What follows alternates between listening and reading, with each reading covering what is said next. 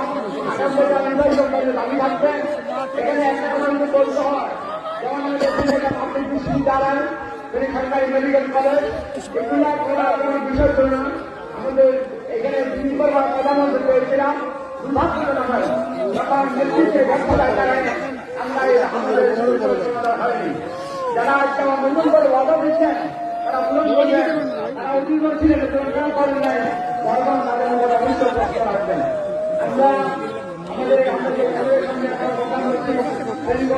সমস্যা রয়েছে, এখানে 22,000 ছাত্রছাত্রীর জন্য এক ভবন নেই, এখানে কারণে ছাত্ররা আপনারা ভবনে ক্লাস করতে পারেন না। এখানে যতগুলো শিক্ষক শিক্ষক নেই, ভবন নেই, শিক্ষকদের কর্মচারী নেই, এই বিধান আমাদের স্বতন্ত্র সমস্যা। এই জন্য আমরা মনে করি এই সমস্যার আগে সরকার প্রদান করবেন, রাখিয়ে আমরা আমাদের 3 জনকে এখানে ভূমিকা আসবেন। এরপরে আমাদের